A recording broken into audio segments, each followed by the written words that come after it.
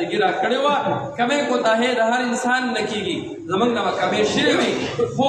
اوس مې دا سوچ وکړو یاره آخرت د تیارې پکار دی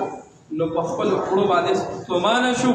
کلک عزم او اراده وکړو چې آینده ژوند دا به د شریعت مطابق تېرومه او یاد ساتئ ګورئ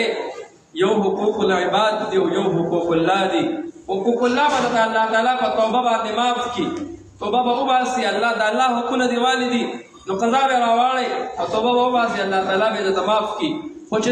د کوم عمل تعلق دا د حقوق العبادو سره دی د بندګانو سره د هغې حقوق وابسته دي نو یاد ساتئ دا ګورې په توبو نه معاف کېږي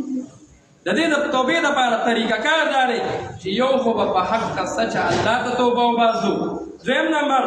چې کم حق مونږ سره دی پردی حق مو واله دی چاته مو کنزل کړي دي د چا نه مو پیسې نیولې دي د چا نه مو ځمکه نیولې ده هغه حق به راوالو خپل مالک ته به یې واپس کړو او د هغه نه به معافي وغواړو نو هله به الله تعالی د زموږ او ستاسو توبه قبلوي داسې توبې الله نه قبلوي چې تا حقوق العباد والې دي او آخر کې وایي الله به زما نه غلطي شوې ده او پوه شوې نه یم نه چې کوم حقونه دې والې دي دغه حقونه راواله مالک ته واپس کا د الله ته هم توبه وباسه دغه مالک چې د چا نه دې واله دی هغه ته هم څه وکړه معافي ترې وغواړه زما نه غلطي شوې ده نو الله به دې څه کړي معاف کړي نو ګورې دنیا کې که مونږ ځان سره ډېر څه وړو آخرت کې ورې به راباندې وبال وي په خپل ژوند باندې سوچ وکړو الله ته ژړا او فریاد وکړو خپل ګناهونه په الله باندې معاف کړو نو الله تعالی چې مونږ او تاسو له مرګ راولي بیا چې مرګ راشي مونږ به خوشحاله یو کوو انشاءالله که الله دې د عمل کولو توفیق را نصیب کړي واخر